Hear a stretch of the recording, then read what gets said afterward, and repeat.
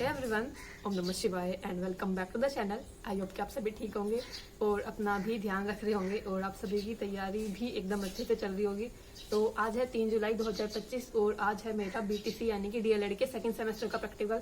तो अभी उसी के लिए जाना है और मैं आप सभी को बताऊँ ना, हमें जैसे मैं प्राइवेट कॉलेज से कर रही हूँ बीटीसी या डीएलएड जो भी आप बोलना चाहो, मैं प्राइवेट कॉलेज से कर रही हूँ। तो इसलिए ऐसा रहता है कि सिर्फ हमें एग्जाम वगैरह देने के लिए या फिर प्रैक्टिकल वगैरह देने के लिए ही जाना होता है, इसलिए ज्यादा ड्रेस कोड वगैरह नहीं पता। मुझे तो ये भी नहीं पता कि मेरे कॉलेज में ड्रेस कौन सी है, लेकिन सर का तो कमेंट आया था कि अपनी ड्रेस पहनकर आना, ड्रेस में आना। तो ड्रेस का तो मुझे कुछ नहीं पता है, लेकिन मैं अपना यही सूट पहनकर जाने की कोशिश करूंगी। सूट मैंने इधर रख रखा है और जब भी कोई, मुझे लगता है जब भी कोई ऐसा प्रैक्टिकल वगैरह हो या कुछ ऐसा काम होता है जिसमें आपका प्रैक्टिकल है किसी भी चीज का, चाहे वो टीचिंग से रिलेटेड हो या फिर किसी अदर जो भी आप कोर्स कर रहे हो, चाहे वो इंजीनियरिंग का हो या कोई भी हो, तो खुद को इतना थोड़ा सा ऐसा प्रेजेंटेबल दिखाना होता है कि जैसे अगर टीचिंग का प्रैक्टिकल है आपका, वीवा वगैरह है जो भी है, तो एकदम ऐसे थोड़ा ऐसे तैयार होकर जाओ कि आप टीचर जैसे लगो। ठीक है, ऐसा नहीं है कि कुछ भी मतलब यहाँ पर इतने बड़े बड़े कानों में ये पहन रखे हैं और गले में वो पहन रखा है, हाथों में ये सब चीजें पहन रखी है। खुद को थोड़ा सा ऐसा दिखाना है कि हाँ, थोड़ा एकदम टीचर वाली फीलिंग आनी चाहिए देखकर कि हाँ ये टीचर लग रहा है। तो इस तरह से फिलहाल तो मैंने सूट रख रखा है, अभी जाऊंगी और 10 बजे का तो हमें टाइम बताया हुआ था। मैं थोड़ी सी कोशिश करूंगी कि आप सभी के लिए वहाँ पर कॉलेज के अंदर क्या क्या चीजें हुई सभी को कैप्चर करता हूँ, ताकि आपको भी थोड़ी सी आसानी हो कि किस तरह का माहौल रहता है जिस दिन प्रैक्टिकल रहता है, कैसे प्रैक्टिकल फीस वगैरह ली जाती है और पहले क्या क्या होता है, फाइलें वगैरह कैसे चेक होती है और एग्जामिनर क्या क्या क्वेश्चन करते हैं। आने के बाद मतलब कॉलेज से आने के बाद मैं आपको कोशिश करूंगी कि मैं आपको क्वेश्चन भी बताऊं, जो जो क्वेश्चन एग्जामिनर करेंगे, जो भी बाहर से लोग आए होंगे वो सभी लोग जो भी क्वेश्चन करेंगे मैं आप सभी को बता दूंगी। फिलहाल तो मैं नहाकर आती हूँ और तैयार होती हूँ फटाफट, क्योंकि 10 बजे के करीब कॉलेज में पहुंचना है। तो अभी तैयार होते हैं। तो मैं हो चुकी हूँ बिल्कुल तैयार बस प्रैक्टिकल में जाने के लिए, क्योंकि इस टाइम पर ना 9 बज रहे हैं और 10 बजे का प्रैक्टिकल है। तो अभी तो नहीं निकलेंगे क्योंकि घर से बहुत ज़्यादा दूर नहीं है, तो थोड़ा सा ही टाइम लगेगा। मैं बिल्कुल तैयार हो चुकी हूँ, सूट मैंने पहन लिया और मैं बहुत ही कम थोड़ा सूट पहनती हूँ, तो इसलिए थोड़ा सा कैरी करने में ना दिक्कत सी होती है। क्योंकि जब मैंने पिछली बार पहना था ना, तब मैंने जब पहना था जब मेरी इंटर्नशिप की टीचिंग लगी हुई थी, तब जब पढ़ाने जाना होता था तब पहनने पड़ते थे। तो आज पहना, ड्रेस कोड का नहीं पता था कि मुझे क्या ड्रेस है, लेकिन अपनी तरफ से ही सूट पहन लिया है कुछ भी, क्योंकि इतने ज़्यादा ये नहीं होता। मैंने फर्स्ट सेमेस्टर में भी मैंने सूट ही पहना था, कुछ अपनी ड्रेस नहीं पहनी थी, क्योंकि एक दिन के लिए कौन ही ड्रेस सिलवाएगा। तो मैं तो हो चुकी हूँ बिल्कुल तैयार। अभी सिर्फ प्रैक्टिकल देने के लिए चलते हैं, वहीं पर दिखाती हूँ कि आपको कैसे कैसे प्रैक्टिकल होगा, क्या क्या चीज़ें रहने वाली है। तो मैं सूट भी दिखा देती हूँ एक बार, ये दुपट्टा ऐसा लगा रखा है मैंने। तो बाय बाय। ये हूँ मैं और इस तरह से मैंने सूट पहन रखा था ताकि थोड़ा सा हाँ ऐसा टीचर वाली फीलिंग आई और आप लगे कि हाँ आप टीचर हो। तो ये था मैं, उसके बाद मैं निकल गई थी अपने कॉलेज के लिए। ये हमारा कॉलेज था, इधर कुछ काम चल रहा है, कुछ नई सी बिल्डिंगें भी बनाई जा रही है। ये था सामने ऑफिस, यहाँ से जाकर आपको अपने क्लासरूम में चला जाना था। और 10 बजे के करीब हम स्कूल में अपने कॉलेज में पहुंच गए थे। ज़्यादा बच्चे नहीं आए थे उस टाइम तक जिस टाइम हम गए थे, क्योंकि आपको भी पता है प्रैक्टिकल वगैरह हमेशा लेट होता है। जितना भी टीचर्स टाइम बताते हैं उसके ऑलमोस्ट 1-1.5 घंटे बाद। ये मेरी फाइलें थी, जब मेरा नाम बोला गया तो मैं चली गई थी, क्योंकि मेरा स्टार्टिंग में ही था। उसके बाद जाकर जब हमारा नाम बोला जा रहा था, इधर वाली जाकर लाइन में लग जाना था। तो यहाँ पर मैं जाकर लाइन में लग गई थी और उधर सामने एक रूम था, वहाँ पर मैम बैठी हुई थी, वो सभी क्वेश्चन कर रही थी। प्रैक्टिकल कंप्लीट होने के बाद हम सभी चल दिए थे अपने घर की तरफ। ये मेरे भैया हैं जिनके साथ मैं आई थी। तो ये मैं हूँ और मैं अभी प्रैक्टिकल में से आई हूँ। मेरी हालत देखो, मैं घर से कैसे बनकर गई थी, मेरे बाल देखो इधर से कहाँ जा रहे हैं और इधर से देखना।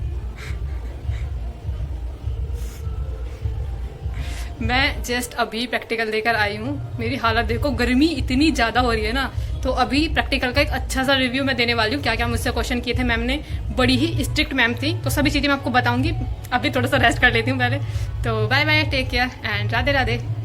तो मैं आपको डीएलएड सेकंड सेमेस्टर की प्रैक्टिकल्स फाइल्स अपनी दिखा देती हूँ कि मैंने किस टाइप से बनाई थी। पहला पेज कैसे रखना होता है, इंडेक्स पेज को कैसे भरना होता है। सबसे पहले तो टॉपिक आपके स्कूल वाले या कॉलेज वाले प्रोवाइड कराएंगे, अपने आप से कुछ भी मत लिख लेना। तो अभी मैं आपको अंदर से दिखा देती हूँ। मैंने बहुत ज़्यादा कुछ ऐसा नहीं किया कि बहुत ज़्यादा मैंने सजाया है अपनी प्रैक्टिकल फाइल्स को, मैंने एकदम सिंपल ही रखी है। तो ऐसे कॉलेज का नाम लिख दिया है, उसके बाद यहाँ पर ऐसे लिख देना होता है सबमिटेड टू और सबमिटेड बाय। अभी मैंने सबमिटेड टू को कंप्लीट नहीं किया कि किसको सबमिट करनी है, लेकिन मैंने बुक का नाम लिख दिया है। इस तरह से मैंने ये सेकंड जो इंडेक्स पेज है वो मैंने ऐसे रखा था। हमें 5-5 टॉपिक बताए गए थे, इसलिए मैंने 5-5 टॉपिक लिख रखे हैं और मैंने बहुत ज़्यादा भी नहीं लिख रखा है। तो ये जो पहली वाली बुक है, सबसे पहली बीटीसी सेकंड सेमेस्टर की पहली जो बुक है शिक्षा वाली, तो ये वही वाली है। मैंने ऐसे कर करके ऐसे इसमें 7 से 8 पेज मैंने के करीब इसके लिख रखे हैं।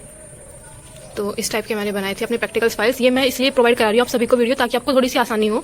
जब आप भी सेकंड सेमेस्टर में आओगे तब आपको थोड़ी सी इजी होगी कि कैसे आपको अपने प्रैक्टिकल फाइल्स बनाना है। मैं पूरा दिखाने की कोशिश करूंगी कि पूरे दिन में क्या क्या होता है प्रैक्टिकल वाले दिन।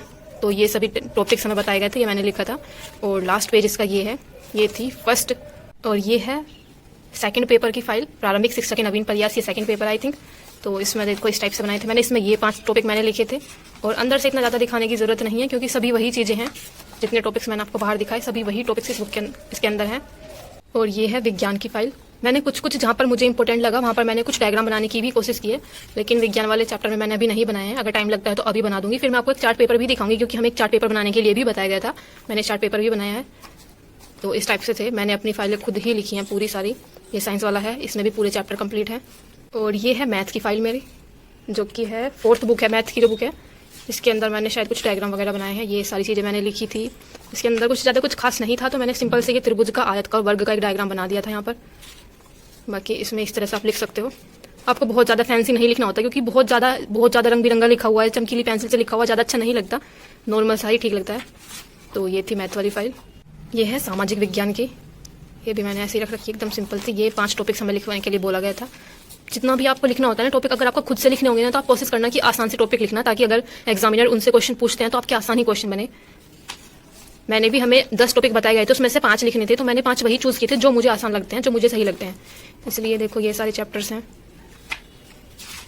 तो इसमें कुछ ज़्यादा दिखाने वाला नहीं है, वो सभी चीज़ें ही हैं जो सामाजिक विज्ञान वाले चैप्टर या बुक में है। और ये है हिंदी की प्रैक्टिकल फाइल है मेरी। इसके अंदर हमें इसके अंदर ज़्यादा टॉपिक नहीं बताए गए थे, सिर्फ ये 3 टॉपिक ही बताए गए थे। 3 मैंने लिख दिए हैं पूरे, क्योंकि इसके साथ साथ हमें एक चार्ट पेपर भी बोला गया था इसमें बनाने के लिए। इधर मैंने ये छोटा सा बना दिया था ताकि ज़्यादा खाली सा ना लगे। इधर ये विराम चिन्हों के बारे में, इधर मैंने जो प्लेन पेपर होता है इस पर ये सभी चिन्ह बना दिए थे। और इधर मैंने ये स्वर लिख दिए थे। और वर्णमाला का महत्व ये लास्ट का। एक बार इंग्लिश को दिखा देती हूँ आप सभी को। ये है मेरे DLED 2nd सेमेस्टर के अंग्रेजी के नोट्स। इसमें भी हमें ज़्यादा टॉपिक नहीं बताए गए थे। इंग्लिश के अंदर हमें ये 3 टॉपिक बताए थे कि अल्फाबेट के बारे में लिखना है, कोई पोयम लिखनी है और एक स्टोरी लिखनी है। तो मैंने छोटा सा लिख दिया था। अल्फाबेट के बारे में मैंने इधर लिख दिया। इसके बाद ये मैंने सभी अल्फाबेट लिख दिए थे इधर वाली साइड। और जो सेकंड टॉपिक था पोयम लिखनी थी, पोयम मैंने ये लिख दी थी छोटी सी, ताकि याद भी आसानी से हो जाए। इधर पोयम के लिए, क्योंकि पोयम जो थी ना ट्री पर आधारित थी, तो मैंने इधर एक छोटा सा पेड़ बना दिया था। जैसी मेरी बहुत ज़्यादा अच्छी ड्राइंग नहीं है, तो मैंने कोशिश की थी बस जैसे ही मुझसे बन पाया। इधर जो ये नेक्स्ट लिखना था ये था कि a fox and the grapes. ये जो लोमड़ी और अंगूर वाली कहानी तो आपने सुनी होगी ना, कि जब लोमड़ी को अंगूर नहीं मिलते तो वो लास्ट में बोलती है कि अंगूर खट्टे हैं। तो वही वाली कहानी मैंने लिख दी थी। और मुझे ज़्यादा कुछ सोर्सेज नहीं मिल पा रहे थे, तो मैंने ज़्यादातर जो पोयम है और जो ये कहानी है ना, ये सभी मैंने गूगल से लिखी थी देखकर। तो और ये मैंने पिक्चर भी ना गूगल से देखकर ही बनाई थी। तो मैंने बहुत ज़्यादा अच्छी नहीं बन पाई, क्योंकि मेरी ड्राइंग अच्छी नहीं है। मेरे पास 10th में 12th में साइंस रहा था।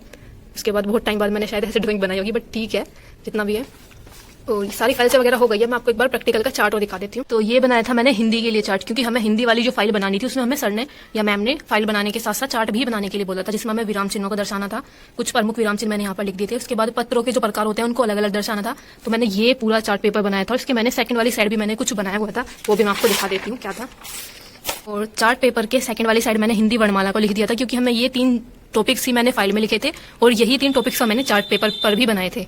तो इस तरह से मैंने बना दिया था। चार्ट में मैंने इतनी ही चीजें बनाई थी। आई होप कि आपको इससे थोड़ी बहुत हेल्प मिल पाएगी और आप अपना प्रैक्टिकल अच्छे से बना पाओगे, प्रैक्टिकल की फाइल अच्छे से बना पाओगे। देख कर तो आप समझ रही होंगे, मैं अभी सोकर उठी हूँ और अभी 5 साढ़े 5 के करीब हो रहे हैं।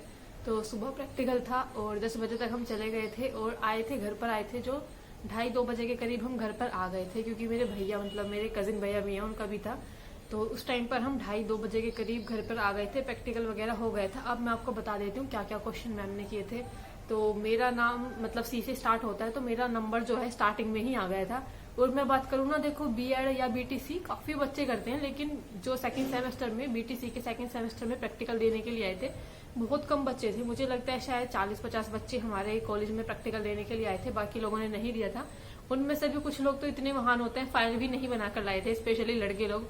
उनमें थे एक भैया थे, उन्होंने फाइल भी नहीं बना रखी थी। उनकी गजब मैम ने डांट लगाई है उनको। तो मैं चली गई थी जब रूम में, तो मैंने वही अपना मैम को गुड आफ्टरनून किया, क्योंकि शायद 12 बज रहे थे। 12 बजे के करीब मेरा नंबर आया था। तो उसके बाद सबसे पहला मैम ने जो मुझे डांट लगाई जिस चीज के लिए, वो था ड्रेस। देखो हमारे कॉलेज में ना ड्रेस है, बट कोई पहन वहन कर नहीं आता, क्योंकि आपको भी पता है, क्योंकि प्राइवेट कॉलेज से मैं कर रही हूँ BTC, तो कोई जाता नहीं है, मतलब वैसे तो कोई जाता नहीं है पढ़ाई करने के लिए, वहां पर सिर्फ पेपर देने के लिए या फिर प्रैक्टिकल देने के लिए ही जाते हैं। तो एक दिन के लिए कोई क्या ही सिलवाएगा ड्रेस, आप खुद ही बताओ, क्योंकि प्राइवेट कॉलेज है। और फिर उसके बाद क्योंकि जो मेरा पहले सेमेस्टर में पेपर हुआ था उसमें हमें टीचर्स ने कुछ नहीं बोला था कि आपको ये ड्रेस पहन कर आनी है या ऐसे तैयार होकर आना है, कुछ भी नहीं बताया था। इसलिए हमें 2nd सेमेस्टर में भी ऐसे ही लगा कि नॉर्मल ऐसे ही जाना है जैसे भी अपने घर के कपड़ों में जाते हैं, क्योंकि ड्रेस थी भी नहीं हमारे पास। पिंक कलर का सूट या साड़ी पहननी होती है, जो कि नहीं था किसी के पास भी। तो किसी ने भी ड्रेस नहीं पहन रखी थी, सभी को डांट लगाई थी मैम ने।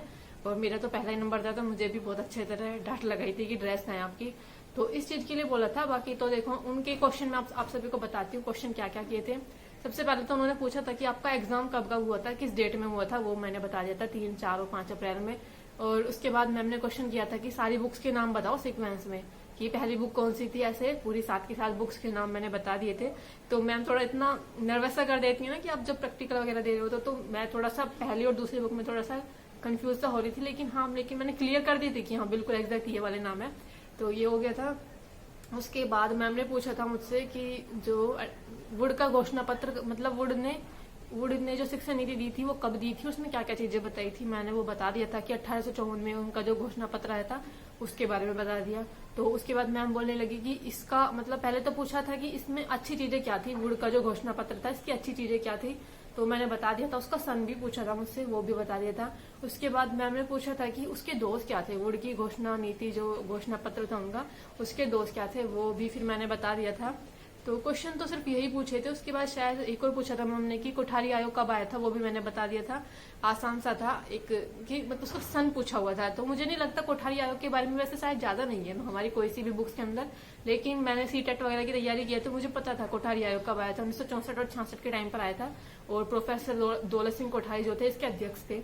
तो ये मैंने बता दिया था। और जितनी भी चीजें आपको पता होती है ना, अगर आपसे सन पूछा है तो आपको सिर्फ सन नहीं बताना, उनके अध्यक्ष वगैरह भी आप बता सकते हो। अगर टाइम है, उन्होंने टाइम दे रखा है, वो टाइम ले लिया है नेक्स्ट क्वेश्चन पूछने में, तो आप बता सकते हो कि किस चीज के लिए ये आया था, कोठारी आयोग जो था किस चीज के लिए आया था।